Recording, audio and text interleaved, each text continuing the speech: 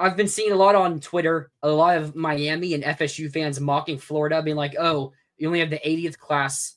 Well, Florida only has like the 81st ranked class right now. One commit, QB Will Griffin. If you're gonna have Mhm. one commit, at least it's your quarterback, and it's Yeah.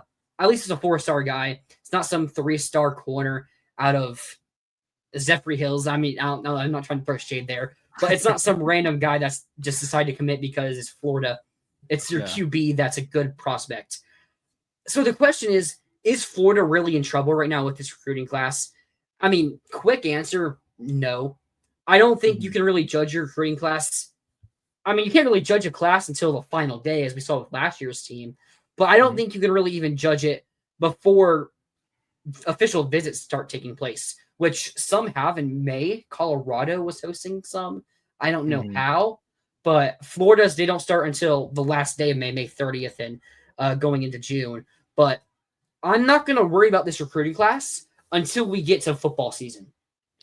I No, mean, yeah, I mean, if you're sitting at the end of July with one commit, like, yeah, okay, that's maybe a problem at that point. Um, I mean, I don't think it's yeah, ideal. I mean, sure, you'd like to have more guys, but I mean, look, if you've been tuning into this show the last few weeks, we've gone pretty in depth on the guys that Florida's talking to. Like, believe me, they're in the mix. Like, there's a lot of players who they're, if not outright leading for, are finalists for.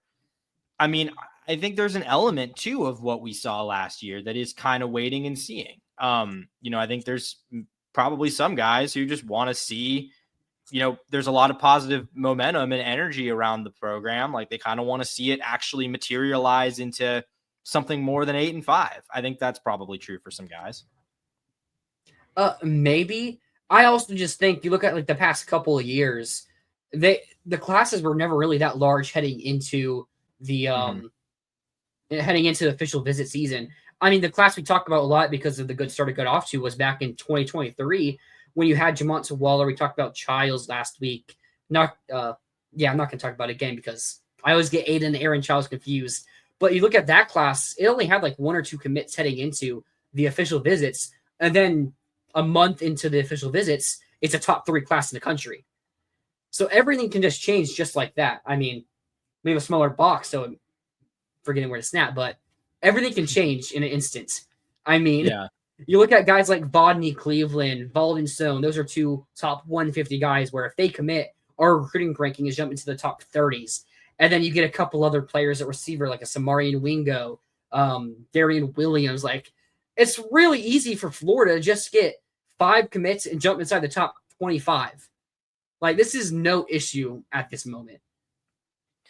Yeah, I mean, if there's one, like the only concern I'd have with not having guys committed at this point is like, now that we're at a point where guys are signing contracts with collectives, maybe signing rev share contracts, depending on what happens in these next couple weeks with the house Yeah. settlement. Like, do you worry that like it's going to be harder to make moves and flip guys if they're agreeing to contracts? Like maybe, but I don't even know if that's the case. I mean, as we just saw with Dallas Wilson, like that stretched out beyond even signing day. And he was able to Yep. get out of his NIL agreements there. So, I mean, really, it kind of does seem like these guys can do whatever they want, and whether they sign an NIL or rev share agreement or not, it doesn't really matter. So, like, yeah, I mean, it's just, you want to see guys committed just because it makes you feel better about where you're at. But having, if we had 9 commits right now, that wouldn't stop those guys from fleeing a sinking ship if we have a bad season. And that also isn't going to stop, 10 guys from committing in June. So, Yeah, we bring this up because Isaiah Williams commits to his mhm. 5th school, flipping from Florida, going to Ole Miss. We'll see how long he does stay with Ole Miss for. But I mean, yeah, that's why we kind of bring this up because anyone can flip and commit any day of the week.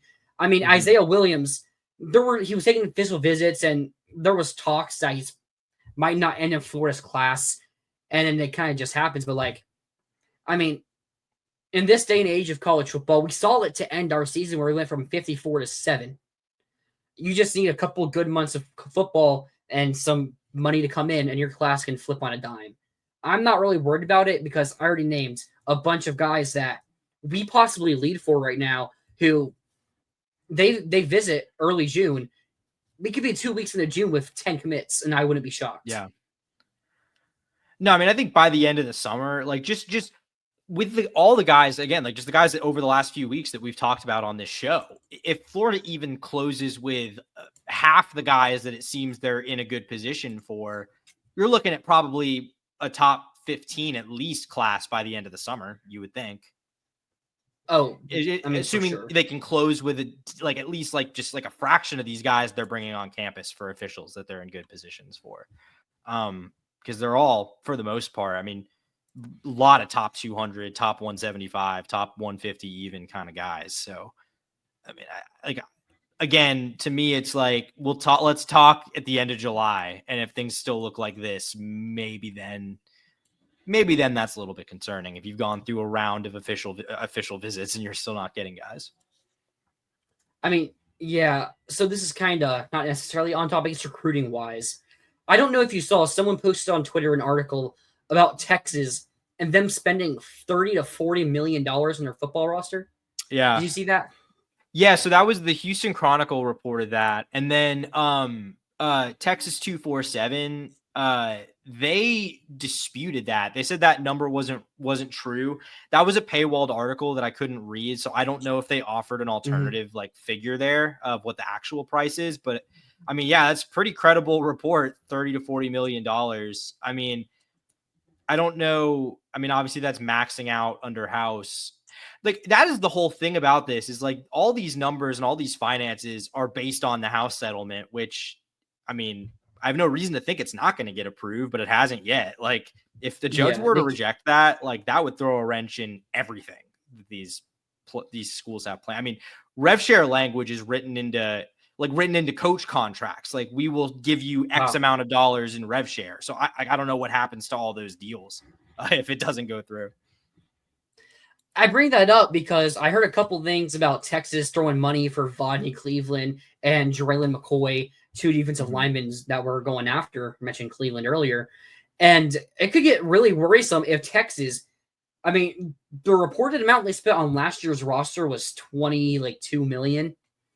And then they brought in the number one class this year. They lose a couple big time prospects. They maybe increase their budget by like another $2 million, maybe. I don't know. If they're trying to get up to 30, are they going to put $5 million into this class alone? And if more, I mean, with what they lose after the year, I mean, if they're putting that much money into it, we could be in trouble because we could be offering a recruit the best package and maybe second best, but they still really like Florida. But if Texas just decides like, hey, I want this guy, they can just go and double the amount we're trying to pay them. That could throw a wrench. I mean, you mentioned throwing a wrench in brands. I mean, that could just knock us off a boat completely. Yeah, I mean, I'll be honest. I think that's why it's not very realistic to even if Florida starts winning and becomes a playoff type program under Billy Napier, with the current financial setup, I don't think it's fair to expect Florida to be like pulling in number one overall recruiting classes. I don't think that's going to happen when you have the Texas Boosters bankrolling their operation, Phil Knight from Nike bankrolling Oregon's operation, et cetera. Like Florida doesn't have that. I think what your object has to be for Florida is to be competitive with everyone else, basically.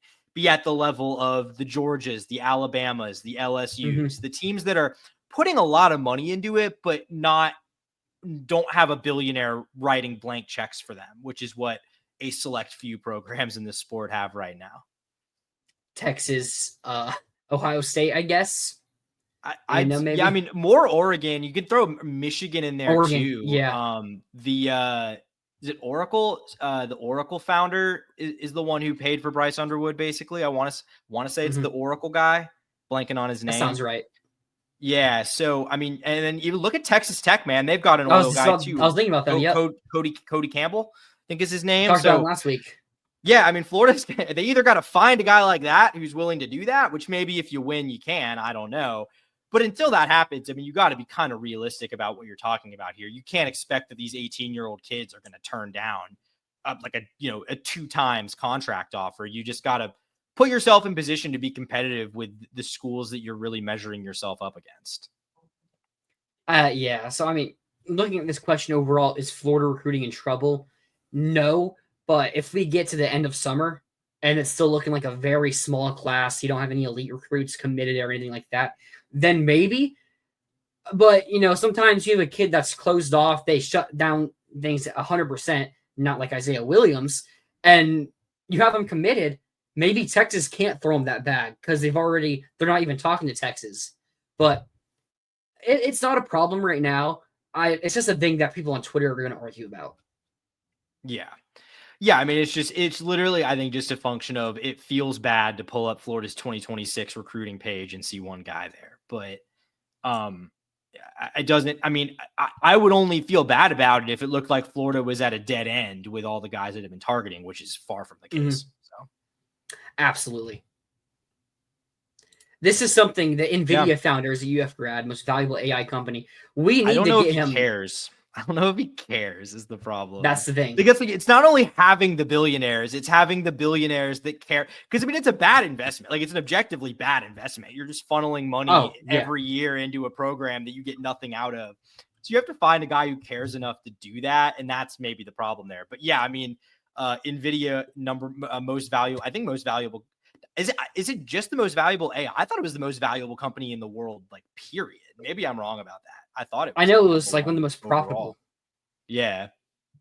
I mean, hey, maybe winning football games gets him to come on board, and then you can have that money like Texas. Maybe. It's unfortunate that Gatorade has become too like of a national thing, like representing the sport as a whole, because you're never going to get Gatorade exclusive stuff really beyond like the Lagway commercial or whatever. That doesn't really count. Yeah, I saw another commercial from like last weekend. Didn't have a single. I was hoping to see Lagway, but no. No, Microsoft is still more valuable. That makes sense. I think it was like the most rising like company in the world. That might be what you're thinking of.